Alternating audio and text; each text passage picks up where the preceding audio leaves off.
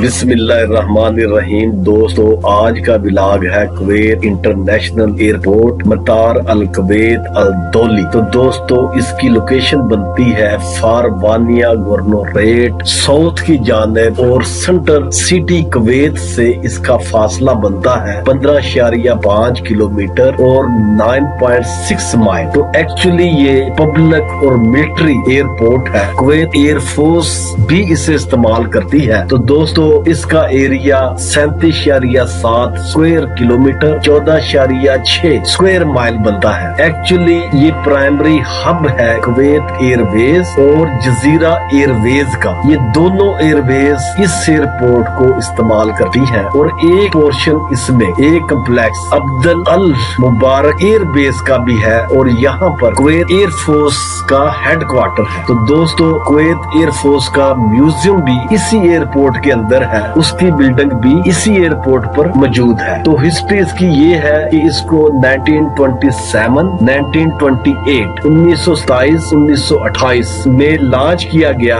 और एक्चुअली ये स्टॉप था ब्रिटिश प्लेन्स का। यहाँ पर ब्रिटिश प्लेन्स आकर रुके थे और फिर वो यहाँ से इंडिया की तरफ जाते थे। चूँकि बरतानिया की इंडिया पर हुकूमत रही और इंडिया के बरतानिया के साथ बहुत ज्यादा तलकात है आज भी। तो ये एयरपोर्ट बरतानिया से इंडिया जाने के लिए ब्रिटिश एयरक्राफ्ट के लिए एक रास्ता था, वो इस रास्ते को इस्तेमाल करते थे और इस कुवैत एयरपोर्ट से वो फ्यूल वगैरह लेकर यहाँ पर वो स्टे करके फिर इंडिया की तरफ रवाना होते थे। तो दोस्तों, इसको डिजाइन किया है केंजो टैंग ने और फिर इसको एक्चुअल ओपन किया गया 1979 में। तो फिर दोस्तों, इसके साथ इसकी कंस्ट्रक्शन में कुवैत की अपनी कंपनी अल-हानी कंस्ट्रक्शन शामिल थी और इसमें मेन किरदार है ब्लास्ट नीदम नेदरलैंड की कंपनी का, जिसने इस पूरे एयरपोर्ट को डिजाइन किया,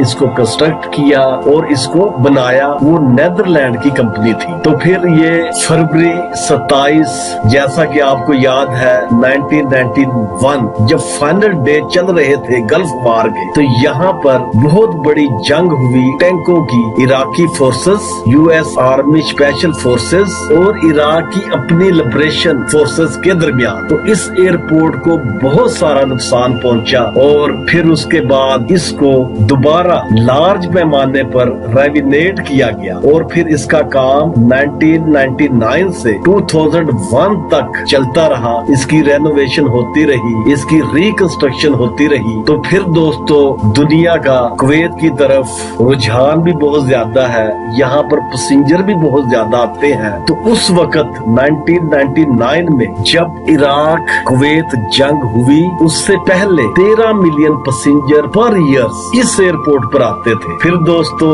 जंग बंद हुई और दोबारा इस एयरपोर्ट को रेविनेट किया गया। तो फिर 2008 में इसके बहुत सारे जदीद टर्मिनल्स बनाए गए, इसको मॉडिफाइड किया गया, स्मॉल बिल्डिंग्स इसके अंदर बनाई गई। तो दोस्तों, फिर इसके अंदर जनरल एविएशन टर्मिनल बनाया गया जो हैंडल करता है वतनी एयरवेज को और जनरल एविएशन ट्रैफिक जो कुवैत एयरफोर्स के लिए इस्तेमाल की जाती है, उसको ये टर्मिनल हैंडल करता है। 2011-2012 में इसके टर्मिनल्स को मजीद इंक्रीज किया गया और वहाँ पर फिर मुसाफिरों की जो गुंजाइश थी उसको मद्देनजर रखते हुए, जदीद तकाजों को मद्देनजर रखते हुए इस एयरपोर्ट को मजीद एक्सटेंड किया गया, मजीद इसको अच्छे पैमाने पर बनाया गया। तो फिर इस पर 14 मिलियन पैसेंजर पर ईयर से लेकर 25 मिलियन पैसेंजर पर ईयर के हिसाब से इस एयरपोर्ट को नए खतूत पर इस्तेमाल किया गया। तो दोस्तों, ये फिर कंप्लीट हुआ 2016 में। तो फिर इसके बाद सर्विस रिंग रोड बनाए गए इस एयरपोर्ट के साथ साथ और दोनों तरफ एक बड़े पैमाने पर आने वाले टूरिज्म के लिए, लोगों के लिए होटल्स बनाए गए, क्योंकि अब दुनिया का रुझान कुवैत में बहुत ज्यादा है। लोग रोजगार के सिलसिले में कुवैत बहुत ज्यादा आते हैं और यहाँ पर आकर काम करते हैं। इसके 5 टर्मिनल्स हैं जो मुख्तलिफ एयरवेज के लिए इस्तेमाल किए जाते हैं। तो ये एक्चुअल होम है अब्दुल अल मुबारक एयर बेस का, इससे होम माना जाता है। जैसे मैंने पहले अर्ज किया गया कि ये पब्लिक और मिलिट्री एयरपोर्ट है। एयर फोर्स भी इसे इस्तेमाल करती है और पब्लिक के लिए भी इस एयरपोर्ट को इस्तेमाल किया जाता है। इंटरनेशनल फ्लाइटें ऑल ओवर द वर्ल्ड इस एयरपोर्ट पर आती है और इस एयरपोर्ट से फिर पूरी दुनिया में जाती है। तो अब इनका ये अंदाजा है कि 25 मिलियन लोग कुवैत में आएंगे, तो उस हिसाब से इस एयरपोर्ट को मजीद एक्सटेंड किया गया। तो Italian air force Boeing KC-767 भी इस एयरपोर्ट पर आता है, क्योंकि उनकी भी फोर्सेस यहाँ पर कुवैत एयर फोर्स के साथ मिलकर कुवैत का डिफेंस करती है। तो इसलिए इस एयरपोर्ट के 2 बड़े रनवे हैं। तो दोस्तों, टर्मिनल्स इसके 5 और गेट इसके 16 बनते हैं। तो इसके अंदर हर किस्म के ब्रांड्स हैं। मैकडोनल्ड होटल भी इसके अंदर है और ज्यादातर यहाँ पर आपको अरेबिक फूड नजर आएगी। और फिर शॉप्स इसके अंदर बहुत ज्यादा है, ड्यूटी फ्री शॉप भी इसके अंदर है। और फिर दोस्तों, सहूलत के हिसाब से, पैसेंजर के बैठने के हिसाब से बहुत ही खूबसूरत और कंफर्टेबल एयरपोर्ट है। और फिर दोस्तों, यहाँ पर हर वक्त किसी न किसी मुल्क से कोई ना कोई एयरप्लेन लैंडिंग और टेक ऑफ करता आपको नजर आएगा। ये मसरूफ तरीन एयरपोर्ट माना जाता है। यहाँ पर बैरूनी दुनिया से आना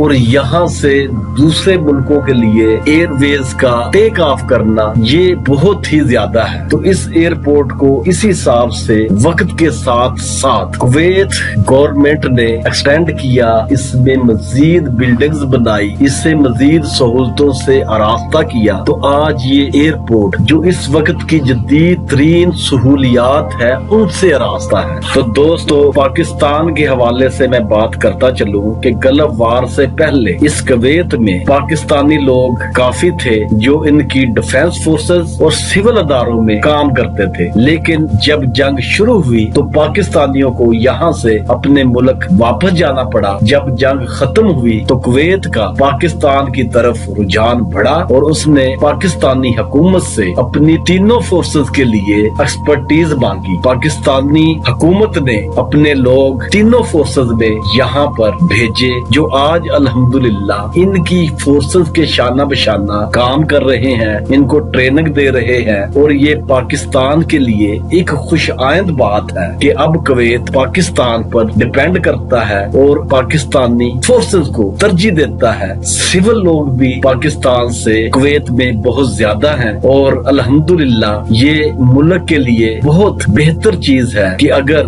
बैनुल अक़वामी दुनिया किसी मुल्क में आना शुरू कर दे और वहाँ की फजा उनके कारोबार के लिए, उनके सरमाए के लिए महफूज हो, तो वो मुल्क बहुत जल्दी तरक्की करता है। मेरी अल्लाह ताला से दुआ है कि मेरे मुल्क में भी हालात अच्छे हों ताकि बैनुल अक़वामी दुनिया मेरे मुल्क में आए और वहाँ पर सरमायाकारी करे और मेरे मुल्क का हर शहरी खुशहाल हो। इसी के साथ इजाजत चाहूंगा। अल्लाह हाफिज।